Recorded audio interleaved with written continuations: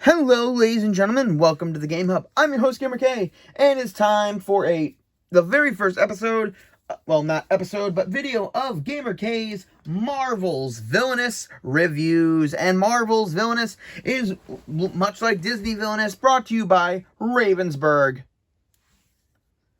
And this is the first set of the game, Infinite Power. So this is the base set, which includes 5 villains. And I will be going over the basics of the game, as well as some of the differences between this and Disney's Villainous. So basically, Marvel's Villainous is a 2 to 4 player game instead of being a 2 to 6 player like Disney's Villainous. Because of the more complicated rules, I believe they downgrade the number of players to about 2 to 4. Yeah, so 2 to 4. Basically, the instructions are basically somewhat similar, except in this game, for obtaining power in the beginning of the game, player 1 will have no power at the start of the game. Player 2 will have 1, and 3 and 4 will have 2. And for some reason, the last player to read a Marvel comic will go first, as always. And I think that is a fun rule to implement, which means I will not be going first at all, because I don't read the comics. So I'm going to be going over the basics for Marvel's Villainous Infinite Power. So let's get started. For the sake of the basics guide, I am going to be going over using Thanos' game board. But I will be doing a Thanos deck game review for Thanos in sometime next year, possibly. So, but first off, I really like the cauldron that they did for the Marvel Villainous. Like, it's a nice translucent, looks definitely Marvel-ish.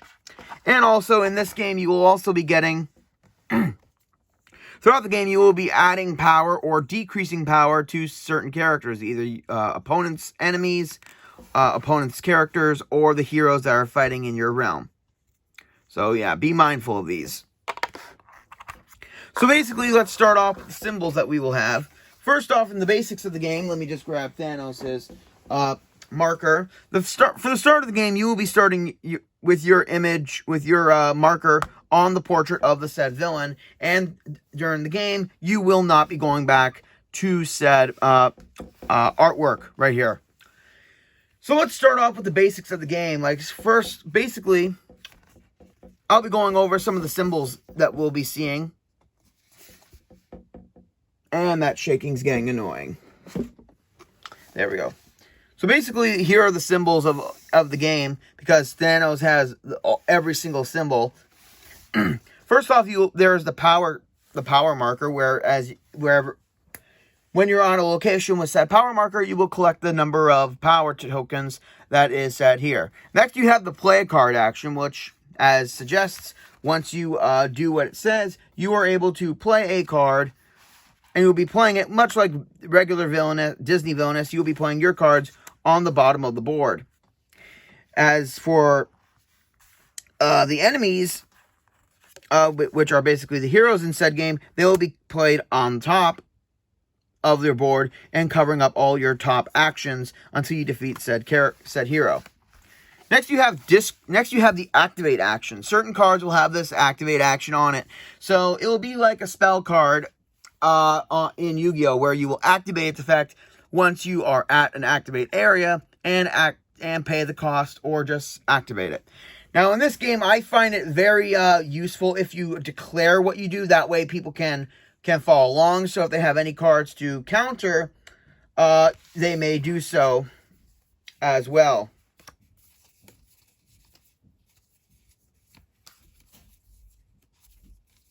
But yeah, this game is pretty fun, and honestly, playing it a little bit, it's just all around really good fun. Next up, we have the move icon, and the move icon is a lot. Where is it? There it is. The move icon is a lot different from the one in Disney Villainous. For the one fact is that in Disney Villainous, you can only move characters you can only move cards one space at a time. But for Marvel's Villainous, let me grab the instruction booklet just to double check. I don't want to mislead anyone.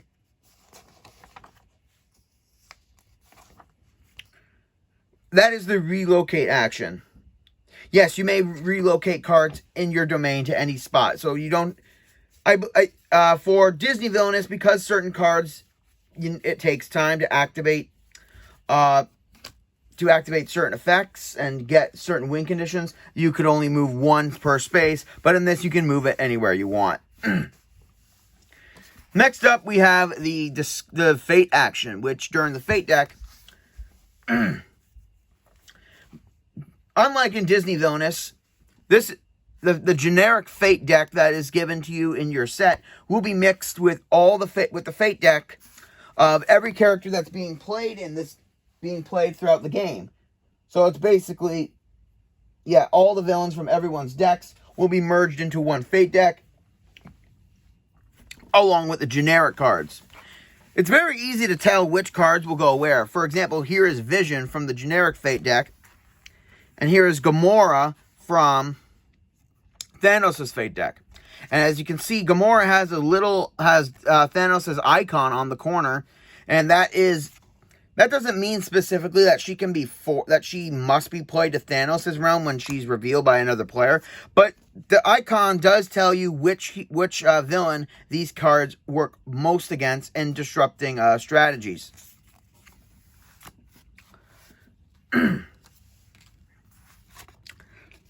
Next, we have the discard icon, which, given what it does, you can discard as many cards as you want in your deck, in your hand, and then at the end of your turn, redraw up to 4 cards.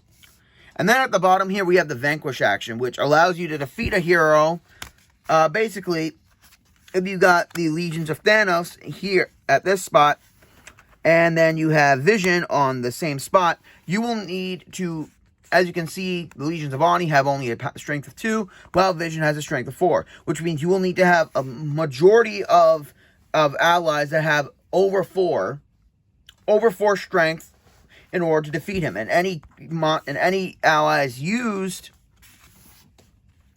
in Vanquish actions must be discarded as well, unless there's a card that says otherwise. Now, the card types in this game are very, very different. For example, here are your allies, which are your main source of getting characters out onto the board. Now, all the allies are basically all the villains that worked for said villain. Well, minions and other villains that work for said villain. So, yeah, they're your most way of getting monsters out. Then you have effect cards, which are like spell cards, and they only have a one-time effect. Like Consult the Well, you choose another player, that player reveals a random unclaimed Infinity Stone, and play it, and you may relocate an ally to that location. So Thanos' whole gimmick of using the relocate action is he can only relocate characters, his allies, to other opponents' boards in order to claim the Infinity Stones. And then you have items, which are permanent cards that give additional effects. For example, the Space Throne will give the location it's at the relocate icon. So it gives an extra icon. I think a perfect way to keep your cards going is when you have cards like this, you stack them like this. That way you can still tell what's underneath. And then there's a new type of area in the zone called Specialties. I'm going to be using one of Killmonger's cards because the Infinity Stones are the only specialties that Thanos has. So basically specialties so once you pay the cost to play the specialty will remain in the specialty area.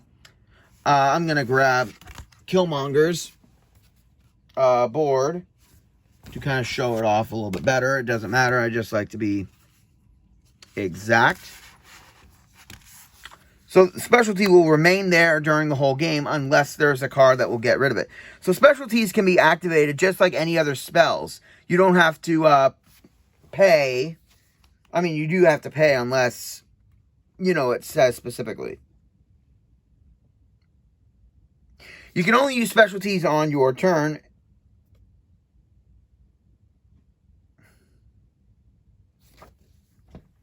So basically, for example, Armored Rhino heroes at Killmonger's location will lose 1 strength. So that is a permanent ability. Once this card is played, when your Killmonger icon game piece is at a certain location, all heroes at that location will lose at 1 strength. And that's basically how Killmonger will gain a little bit more authority within the game. So that's basically the board and gameplay a little bit. And now I'm going to go over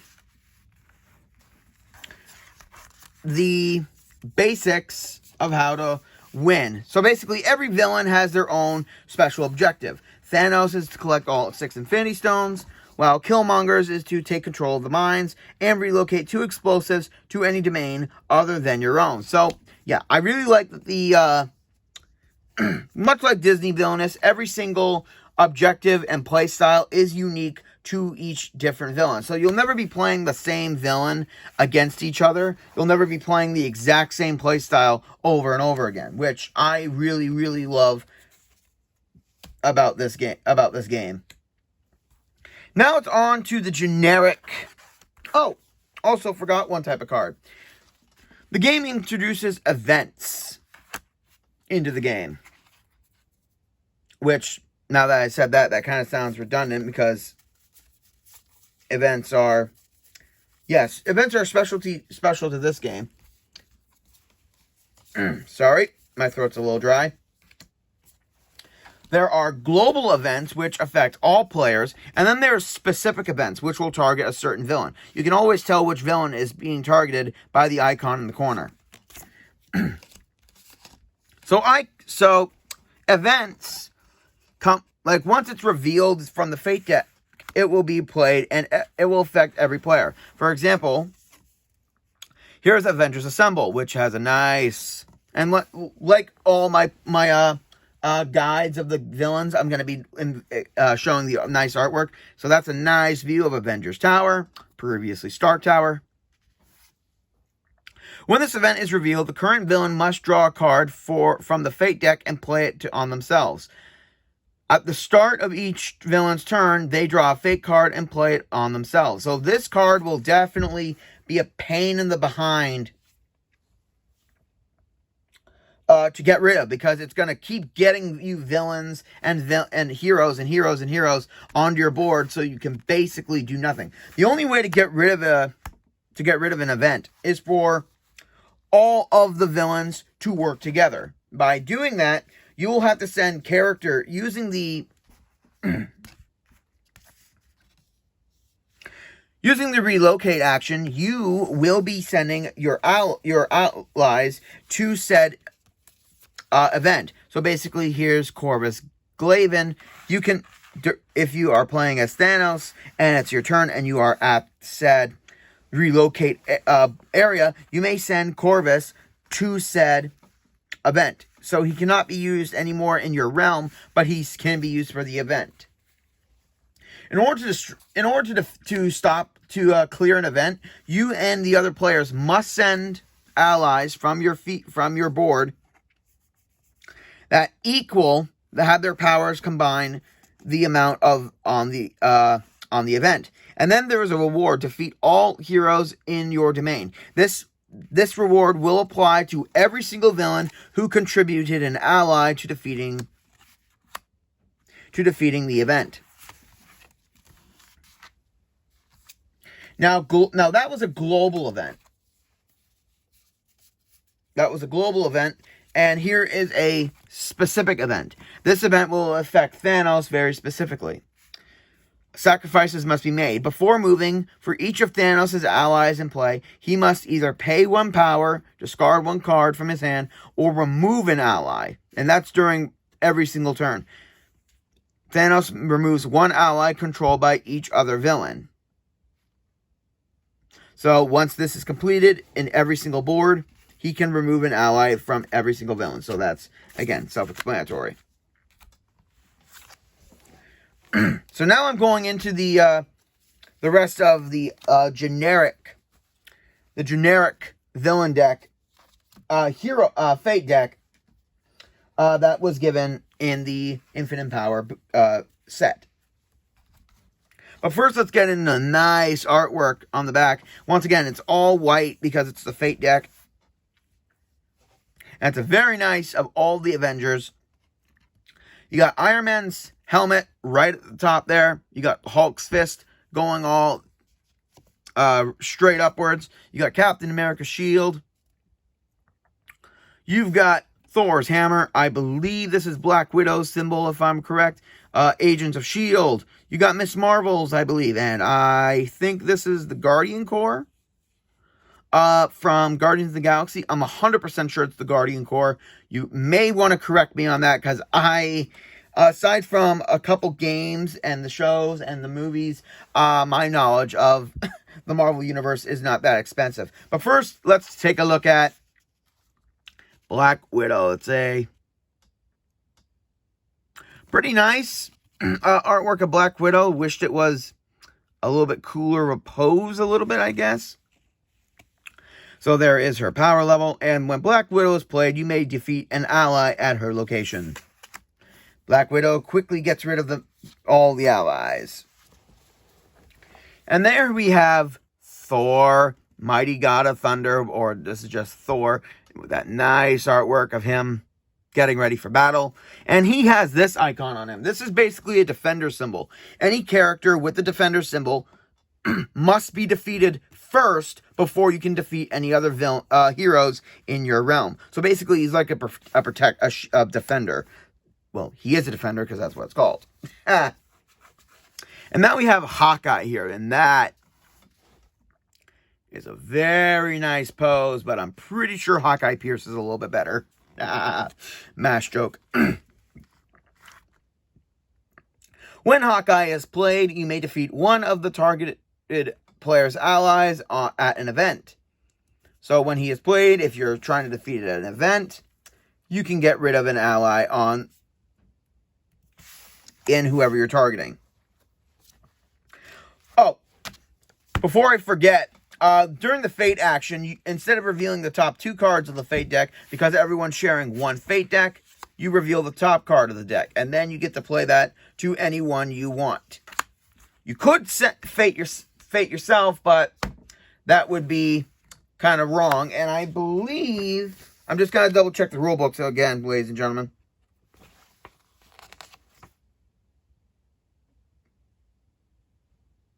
Okay, you may not fate your own domain. If you cannot play a fate card for whatever reason, discard it with no consequences. And there is, I think, a rule, and I'm pretty sure a rule is in here that you can't fate the same character more than once. I mean, that's what they do in the Disney one, but I could be wrong here. Anyway, continuing with the generic fate deck, we got Captain America, the first Avenger, looking all patriotic right there. Very nice. Surprised the shield isn't on this arm, like showing the shield off. Don't know why. When Captain America is played, place a +1 strength token on Captain America and each other hero in the targeted villain's domain. So that's where these tokens come in. The plus will go on the character, and their power will go up by 1. If this was a digital card game, that would have changed to a 4 immediately. But that's why you keep track of how many tokens are on each character. Earth's Mightiest Heroes. And here's another global event. Lockdown at the Raft. When you play an ally, pay 1 additional power. So this is going to increase your payments for all your allies. And when this is completed, you may find an ally from your deck or discard pile and put it into your hand. And again, this will apply to all villains who contributed in the event. And we got another one, Protected Vibranium. When you play an item, pay 1 additional power. Once this is defeated, you may remove an item from your deck or discard pile and put it in your hand. So basically, much like the Raft. And here we have Falcon, looking very, very sleek with his bionic wings and the suit Really, really cool. Really love Falcon. When Falcon is played, you may relocate a hero with a strength of 3 or less from any domain to his location. So once Falcon is played, if, let's say, Black Widow is in another player's domain, and since she's got 3 or less strength, you may play her to Falcon's location. If you're going to stack heroes on the same area, I would do it like this. That way you can see both characters and know what their abilities are. And next we have the one that started it all, at least for the movies at least, Iron Man, there he is, looking so badass, right in front of Avengers Tower, ready to blast you because he's a genius, billionaire, playboy, philanthropist. Hang on, let's try to do this again. Genius, billionaire, playboy, philanthropist. There we go. If Iron Man is in your domain, whenever you perform an activate action, you must pay 1 power to the activate ability's cost. So yeah, if you want to activate your abilities, you're going to have to pay the 1 cost. Although some abilities will need you to pay a cost, he's just increasing it by 1. Next we have Captain Marvel, and there she is looking hot. Because, you know, she's burning. I really like the hairstyle right there and having the suit like in the stars and everything. I like that. When Captain Marvel is played, relocate all allies in the targeted player's domain to her location. So this is a good way of getting all the allies away from other heroes and around her. And here's another event in the generic. I'm calling this the vanilla deck because it doesn't specify a certain villain. It's just for all of them. Helicarrier alert. And there's that nice image of the Helicarrier. Only draw up to 3 cards at the end of your turn. Reward, draw 3 cards. So this will severely limit your hand size during the game, which is a pain because it limits your options. And then we have SheHulk, and there she is, looking all badass, breaking all that stone, and yet she's not in the courtroom right now. Yeah, I know she's a lawyer. I'm just saying, who says lawyers can't be awesome? Daredevil is an example of that. If SheHulk is in your domain, you cannot relocate or play to events. So yeah, she's preventing you from stopping effects, the events from affecting you. And now we have the man, Samuel L. Jackson. I know it's Nick Fury, but I'm sorry. I can't picture him as anyone else. He is Samuel L. Jackson. Just as a badass superhero. Let's get in a nice image of the Agents of S.H.I.E.L.D. symbol behind him and Nick Fury being a badass. When Nick Fury is played, the targeted player loses half of their power, rounded up. Nice going, Fury. And then we have, quite honestly, one of the most broken of the vanilla heroes. It's the frickin' Hulk. Like, look at that image. They could not have picked any less badass image for the Hulk. And this is why he's the most annoying one. I've never had to fight him, but when the Hulk is defeated, instead of discarding him, place a +1 strength token on him and relocate him to another player's domain. Nothing can be attached to the Hulk. So, in lay terms, every time the villains defeat him, he'll get stronger and stronger, and he'll be relocated to a new domain after he's defeated, and nothing can affect him. Or at least no items or anything like that can be attached to him. But dear God. And we have the final vanilla one, which is Vision. Very nice image of Vision coming through the walls.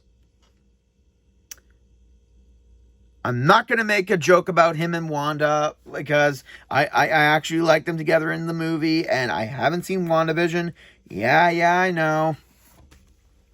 If Vision is in your domain, whenever you gain power, you gain 1 less power. So basically the generic, the vanilla heroes and stuff are preventing you from doing your basic actions and basic play game. I'm pretty sure, like, when the new sets come out, the generic villains for those sets are going to be even more intense. Just gonna say. And that's it, ladies and gentlemen, for this review of Marvel's Villainous Infinite Power set. Go pick up a box. Go pick up the game. Go play it with your friends. Be villains of the greatest comics ever created. Aside from DC, but they haven't made this yet. And I don't think they will. Go like, comment, subscribe down below. And next week is the week before Christmas. So I figure what better way to get into the Christmas spirit than by talking about a whole bunch of non-Christmas related missions. Join me next week as we scour one of my favorite games that I got into years ago where everyone else was not. And yes, we are going to be going crazy. This is GamerK, logging out.